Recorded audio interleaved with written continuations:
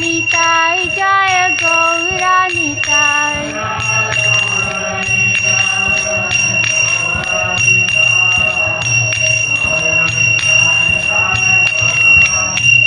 Jai Jai Prabhupada, Prabhupada, Prabhupada, Jai Jai Prabhupada, Prabhupada, Prabhupada, Jai Jai Prabhupada, Jai Jai Gurudev, Gurudev, Gurudev, Jai Jai Gurudev, Gurudev, Gurudev, Gurudev, Jai Jai Gurudev. Jai Om Vishnupad Paramahamsa Paripajapacharya Shila Astutar His Divine Grace A.C. Bhaktivedanta Swami Srila Prabhupada Ki Jai, Ananta Koti Vaishnava Vrinda Ki Jai, Namacharya Srila Haridas Thakur Ki Jai, Prem Se Kaho Shri Krishna Chaitanya Prabhu Nityananda Shri Advaita Gadadhar Shivasadi Gaura Bhatta Vrinda Ki Jai, Ganga Devi Ki Jai, Yamuna Devi Ki Jai, Bhakti Devi Tulsi Devi Maharani Ki Jai. All glories to the simple devotees, Hare Krishna. All glories to the simple devotees, Hare Krishna. All glories to the simple devotee, Hare Krishna. All glories to the lotus feet of Sri Guru and Sri Gauranga. All glories to Srila Prabhupada. Vancha kalpatarubhyascha kripa sindhubhya vacha patitanam pavanebhyo Vaishnavebhyo namo namaha. Hare Krishna. Jaya Jaya Sri Caitanya Jaya Nityananda. Jaya Advaita Chandra Jaya Gaura Bhakta Vrinda. So today we are reading from Caitanya Caritamrita, Adi-lila chapter 7, text 122. Pariname vada Ishvara hayani vikare. Parinama vade Ishvare hayane vikari. Eta kahi vivarta vada stapana ye kari.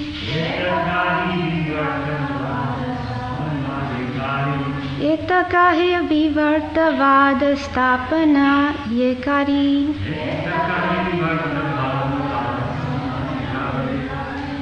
Word for word, Parinamavade. By accepting the theory of transformation of energy. Ishvara, the Supreme Lord. Hayena, becomes. Vikari, transformed. Etakahi, saying this. Vivarta, illusion. Vada, theory. Stapana, establishing. Ye, what? Kari, do. Translation. According to Shankaracharya, by accepting the theory of the transformation of the energy of the Lord, one creates an illusion by indirectly accepting that the absolute truth is transformed. Please repeat. According to Shankaracharya. By accepting the theory of the transformation of the energy of the Lord, one creates an illusion by indirectly accepting that the absolute truth is transformed.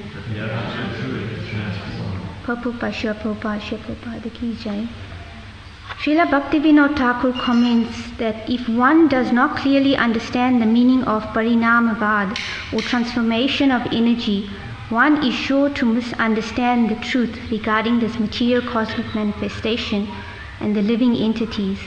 In the Chandogya Upanishad, it is said, San Mula Somye Ma Praja Sadayatana Sat Pratishtaha. The material world and the living entities are separate beings, and they are eternally true, not false. Shankaracharya, however, unnecessarily fearing that by Parinamvad, transformation of energy, Brahman would be transformed, Vikari, has imagined both the material world and the living entities to be false, to have no individuality. By word jugglery, he has tried to prove that the individual identities of the living entities and the material world are illusory. And he has cited the examples of mistaking a rope for a snake or an oyster shell for gold. Thus he has most abominably cheated people in general. The example of misunderstanding a rope to be a snake is mentioned in the Mundakya Upanishad, but it is meant to explain the error of identifying the body with the soul. Since the soul is actually a spiritual particle, as confirmed in Bhagavad Gita, Mamai Vamsho Jiva Loke, it is due to illusion, Vivartavad, that a human being, like an animal, identifies the body with the self. This is a proper example of Vivarta or illusion. The verse Atatvato Anyatha Buddhir Vivarta iti Udarta describes such an illusion. To not know actual facts and thus to mistake one thing for another, as for example to accept the body as oneself, is called Vivartavad.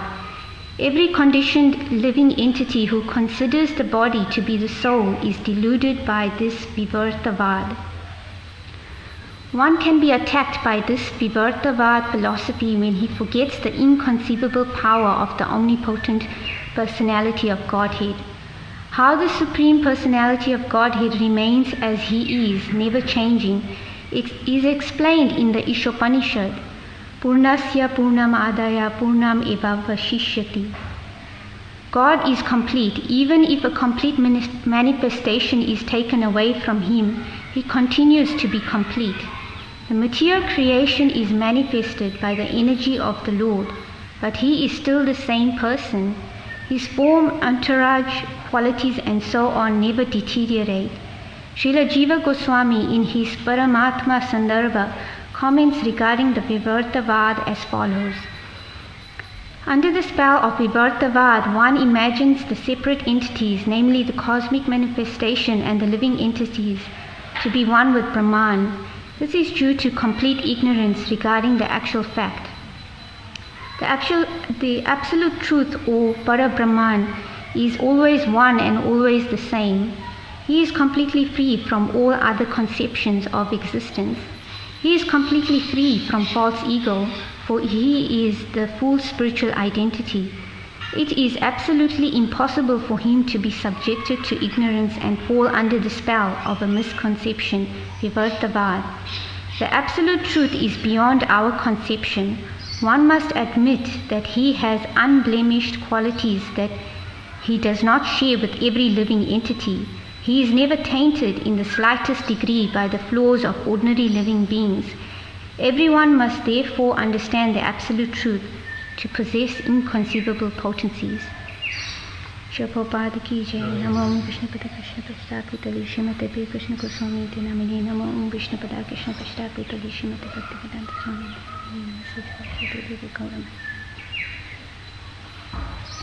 So Hare Krishna, I ask for the blessings of all the devotees that I can speak something that is beneficial for myself and for everyone. I'm just repeating what I have heard and what I have read from Srila Prabhupada's books, from his disciples and grand disciples. So I was doing a bit of research and I just wanted to speak on Shankaracharya. So Shankaracharya, he spread Mayavadi philosophy, and actually Shankaracharya is Lord Shiva, who incarnated as the personality of Shankaracharya to cheat the people in general, to propagate impersonalism. So when we see that he is propagating impersonalism and our philosophy is about personalism, then we might say that, oh, he is a bad person, but actually he is Lord Shiva, and Lord Shiva is described as the greatest Vaishnava.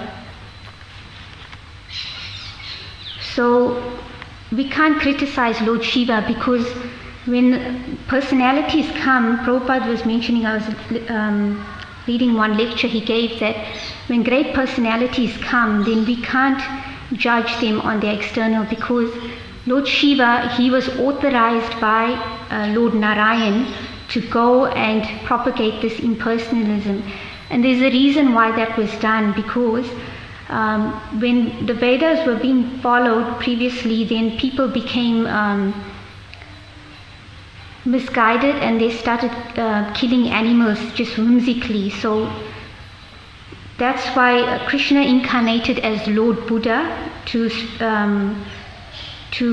get people to reject the Vedas. So he spread ahimsa, or non-violence, so that people don't stop killing the animals. So there was a purpose behind it, and that was temporary, because at that time people were doing that. And then the Lord wanted the Vedas to be, the people in general to start practicing the Vedas, but it wasn't that easy, because the people were not following the Vedas, because they became Buddhists. So it had to be a gradual process where people come back to the Vedas. So Shankaracharya came, so he preached covered Buddhism, so he propagated impersonalism to treat the people in general. But at the end of his life, he actually said that Bhaja Govindam, Bhaja Govindam, Bhaja Govindam Mudamate. So Bhaja Govindam means chant the Lord's name, chant Govinda's name, Govinda, Krishna. So he says, you foolish rascals, you won't get anywhere by word jugglery and grammatical puzzles. Just chant the holy names of the Lord. But we also see that who is Lord Shiva? Lord Shiva, he's the greatest Vaishnava, and he's also the master of the ghosts and the hobgoblins. So you would think that, the hobgoblins and the ghosts and the witches, and they're all bad living entities. But out of his compassion, he's giving a chance to even those living entities to get a chance to take birth in the womb of a mother in the material world, so they can gradually come to the platform of Krishna consciousness. And he spread this misconception that the living entities and the material world is false. So just differentiating between the Mayavadis and the impersonalists. So the Buddhism philosophy, I was just researching, and I came across this morning walk with Srila Prabhupada on April the 2nd, 1975 in Mayapur. And Prabhupada was talking with Madhudvisa Swami at that time, and he was asking what's the difference between Mayavad and impersonalists. Prabhupada said almost the same, but there is some difference. So Mayavadis, the Buddhists, they are offenders because they say Krishna is even Krishna is Maya, is illusion. So the Buddhism philosophy, they spread Shunyavadi. Shunyavadi means nothingness, voidism. Ultimately, there's nothing. And then on the other hand, impersonalism, that's what Shankaracharya was preaching, he's preaching nirvishesha, impersonalism, without form. So he was teaching people to come back to the Vedas, but to merge into the Brahman and not have any identity, to try to destroy the identity. But we understand that the soul is, just like with sugar we can't separate sweetness, and with fire we can't separate heat and light. So a spirit soul, living entity cannot be separate, like merge into oneness, because we're always an individual and we're always a servant of the Lord.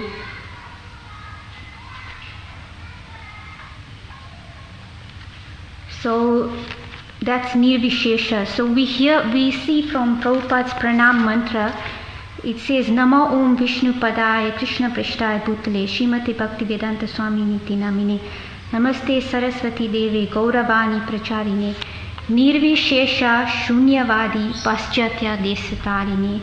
So when we're bowing down and we're paying obeisances to Prabhupada, what are we meditating on? The actual translation, I'll read it word for word. It says, I offer my respectful obeisances unto His Divine Grace A.C. Bhaktivedanta Swami Prabhupada, who is very dear to Lord Krishna, having taken shelter at His lotus feet. Our respectful obeisances are unto you, O Spiritual Master, servant of Bhakti Siddhanta Saraswati Goswami. You are kindly preaching the message of Lord Caitanya Dev and delivering the Western countries which are filled with impersonalism and voidism. So this impersonalism, this philosophy that Shankaracharya was spreading, and voidism, nothingness, as the Buddhism philosophy was propagating. So Prabhupada came to the world to remove this concept of impersonalism and voidism, because Lord Chaitanya Dev is spreading this Sankirtan movement, which is a personal movement, and it's not that we merge into nothingness. We have eternal relationship with God, with Krishna, and we have service.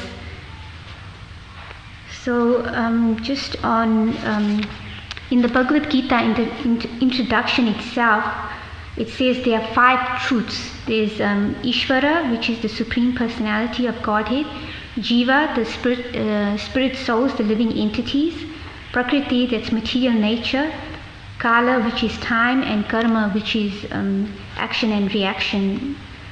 So all these are 5 truths. So what Shankaracharya is saying, he's saying that the material nature and the living entities are false. But here clearly Prabhupada says in Bhagavad Gita, in the introduction, where he's giving the summary of the whole philosophy of Krishna consciousness, that it's true, it's not false, but it's material world may be temporary, but it's not false. And the identity of a living entity is as a servant. So we also heard from this purport that Prabhupada says that he misused the philosophy. So he was saying, like, one may think that a rope is a snake or a snake is a rope. But here in this morning walk, it says that just by word jugglery and grammatical puzzles, they can bewilder one's mind. And in Caitanya Caritamrita 7, Adi-lila 7.114 translation, it says, those who follow Mayavad philosophy are doomed. They will lose their spiritual knowledge. So actually Lord Chaitanya said that even, I think, there was one pastime where there was an impersonalist philosophy, people were talking about impersonalism, and then Lord Chaitanya immediately jumped into the Ganga to purify himself. So this is showing us how dangerous it is. Prabhupada used the word doomed. One is doomed if one hears the Mayavad philosophy. So it is given to us here briefly as a guide to know that this is what it is and avoid it, and not to go into it and research it, because there's a lot of word jugglery and grammatical puzzles that we can become bewildered. And I was listening a while ago to this podcast by Caitanya Caritamrita. He's a spiritual scientist in the Krishna consciousness movement, and he was doing an interview with one of Prabhupada's disciples called Garuda Prabhu, and he's a PhD professor, and he was talking to him, and it came up about this impersonal philosophy, and for his PhD degree he had to study impersonalism, because he studied like the Hinduism and Vaishnavism and all the philosophies. And then he asked his god brothers, what should I do? Because Prabhupada clearly said that Lord Chaitanya also instructed in the Caitanya Caritamrita and the whole philosophy that we shouldn't study this Mayavad philosophy, and he was he was really worried, what should I do? And his god brother said, pray to Lord Chaitanya, because he couldn't get out of not doing it, because it was to do with his PhD degree. So in saying that, that doesn't mean that everyone can do what this devotee, Garuda Prabhu did, but it's showing an example that he understood the graveness of studying this impersonal philosophy and how dangerous it is, and how when we come into any situation where we are uncertain, how we should take guidance from our God brothers and God sisters and the authorities, and how to go about it. So he didn't independently go about doing this. And so in Srimad Bhagavatam 4:24-17 purport, it's talking about why Shankaracharya came. It says that he came in order to overcome the effects of Buddhist philosophy and spread Vedanta philosophy. Sripad Shankaracharya had to make some compromise to monism, which is oneness, with the Buddhist philosophy. So it's almost similar. It's just covered Buddhism that Shankaracharya was preaching. But it's a gradual process of bringing people back to Krishna consciousness. Just like one of our great acharyas in Krishna consciousness, Narada Muni, he's a great devotee of the Lord. There's many disciples he had, and one of his disciples was Mrigali the hunter. So the hunter, he was half killing animals because that's what his father had taught him, and he used to enjoy half killing the animals.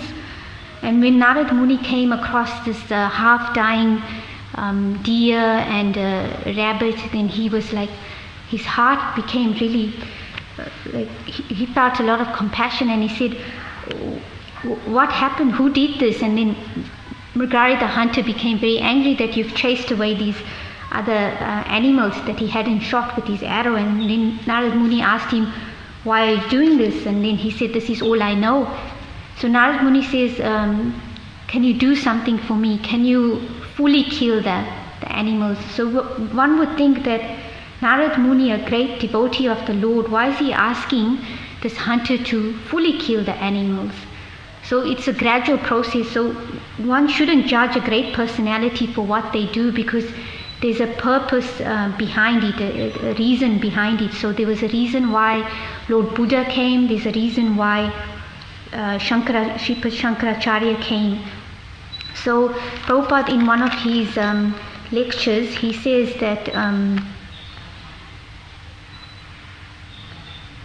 so Vaishnavas, in a lecture on Srimad Bhagavatam 1:7:32-33 in Vrindavan on September 27, 1976, Prabhupada says, Vaishnavas, they do not accept the philosophy of Buddha or Shankaracharya. So Buddha's philosophy is zero, Shunyavadi, and Shankara's is Nirvishesha Shunyavadi, impersonal. But we have got all respect for them. Don't think that we disrespect. Keshavadrita Buddha Sharira Jai Jagadisha Hare. Shankara Swayam Shankara, he is incarnation of Krishna. So they come for particular purpose to benefit the whole world. But that is for the time being. That is not permanent. The permanent solution is Mattam Cha Vasudevasya. That is permanent. Mattam Cha Vasudevasya. That is permanent. So take shelter of Vasudeva, Lord Krishna. That is the permanent solution. But during a particular time, or just like in the example of Narad Muni, he had to stop Mrigali the hunter from half killing the animals and torturing them. And then gradually Mrigali the hunter gave up animal killing, and he became a great devotee of the Lord. So it's a gradual step-by-step process. One can't just automatically jump from where one's level of consciousness is. That's why preachers need to be very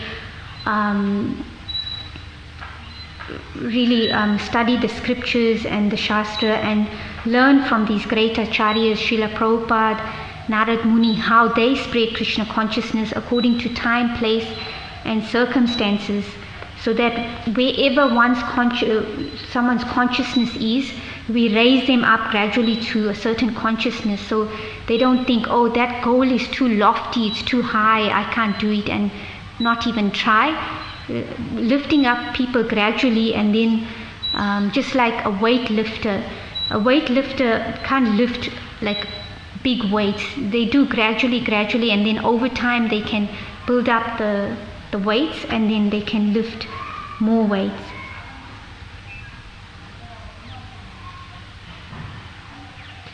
So it says one has to learn very cautiously what is the purpose of why Lord Buddha came, why Lord Shiva came, and Shankaracharya came, why other acharyas came,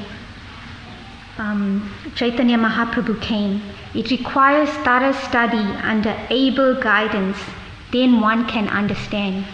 So the able guidance has come through Srila Prabhupada and his teachings from his disciples and from his books, Guru, Sadhu and Shastra. So the spiritual master, the scriptures, the Shastra, and Sadhu, the devotees. And by associating with the devotees, reading Srila Prabhupada's books and following this process, then we can gradually come out of this impersonalism and voidism. One Srila Prabhupada disciple, he was saying that they were wondering, what is Prabhupada preaching this impersonal, this philosophy? Because when he came, they said, who's this impersonal philosophy? And then he said, we realized actually it's us. We are the one who are the impersonalists. So Prabhupada came and he brought personalism. So I'll read the translation again. According to Shankaracharya, by accepting the theory of transformation of the energy of the Lord, one creates an illusion. By indirectly accepting the absolute truth is transformed.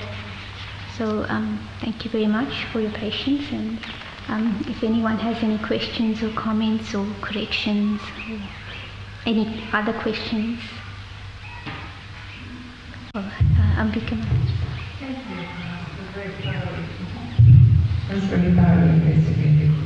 So, as you were saying, that devotee realized that actually it's us who are the impersonalists.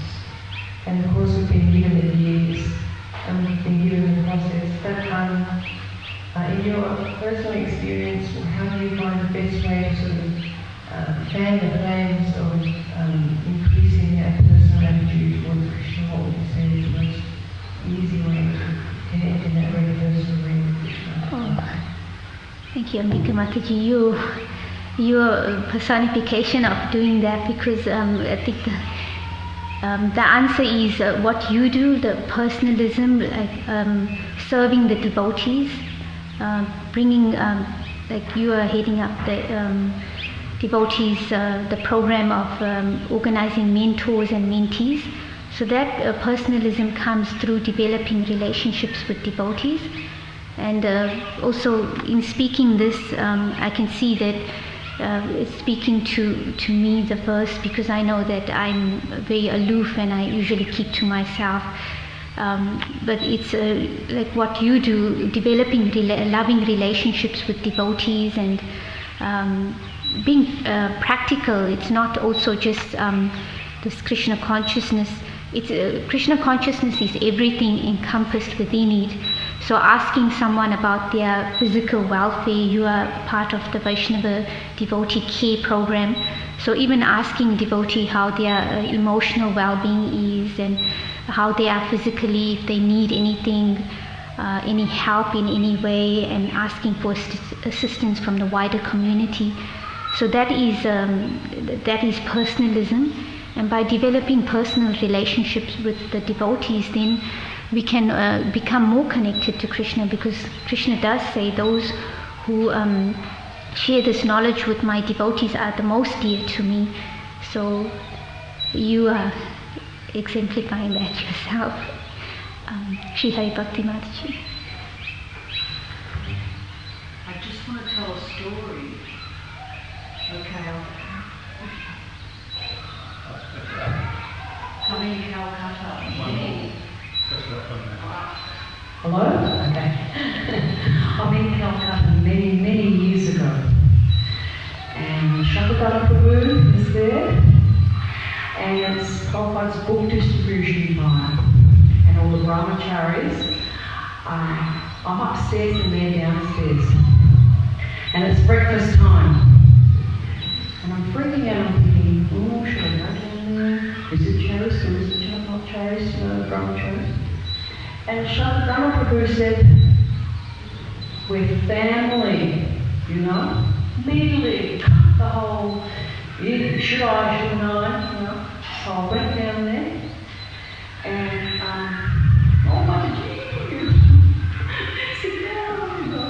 And then also who's doing the big books and this and this and this, and we got to become, break the ice. We broke the ice and of course I know some of them, I didn't know a lot of them, but it was just connecting to Prabhupada's movement, and, you know, and yeah, we became personal. Thank you so much. We find sometimes also, like when I was in Auckland, in the beginning years, then the brahmacharis and the brahmacharinis, they would be like really separate, and they would like, and I think I myself also was kind of like a hardcore brahmacharini. I would like, I didn't even look, and just understanding that we're all spirit souls, whether in a male body or female body. And when we connect with the Shastra, and when we connect with what Prabhupada is actually bringing to the Krishna consciousness movement, then we can treat each other respectfully and also still follow the etiquette of male and female, not whimsically and associating with each other. Just like in the earlier days, the men and the women used to do service together, everything, and then a little bit maybe in the 80s, then it became a little bit like separate, or the men and the women, and now it's becoming more like family and more loving and respectful. Thank you for sharing that pastime. Anyone else, any other questions or comments? Shuri. Haribol, thank you very much for such a nice class. I just wanted, if you could please elaborate a little bit on how, like some examples of how devotees are impersonal. Okay. I mean, I can understand that, you know, like the personal dealings with each other should be personal, and take into consideration everything. But, you know, just also wondering if anything else comes to mind, like how devotees can be impersonal. I can only speak from my own realization. I found sometimes it's impersonal when we think, just like a guru asks for water, and we think we know better, and we give a glass of milk because we think it's better. But actually, I was listening to Urmila Mataji just yesterday in her podcast, and she was saying that there's one devotee, she sent a parcel for her, and that devotee asked for the box back, and she said, and she got the box back, and then she brought Urmila Mataji back some cherries, and she said, "Oh, thank you so much for the box. You know, everyone gives me saris and bangles, but I just want these boxes," because she's sending the books. So impersonalism means we think just because we've read the scriptures or something maybe higher in one sense spiritually, then we think that's what the person needs and we give them that. But instead of doing that, maybe go and ask the person, what would you like? What is helpful for you? You know, sometimes I'm thinking of Mandakini Mataji. She says, we think according to our own mind. There's a saying, I don't know how that saying goes. Yes, Atmavan Manyachit Jagat. Mandakini Mataji always like saying that. We're always thinking according to how we perceive things, so we think everyone else perceives things that way. But instead of doing that, just ask them, okay, what would you like? Or how would you like to serve the spiritual master? Or what service would you like to do? Okay, we can see if we can try to accommodate that. So I think that's one example I can think of how we are impersonal. Thank you very much. Thank you. Jai Srila Prabhupada ki jai, Caitanya Caritamrita ki jai, Ananta Koti Vaishnava Vrinda ki jai.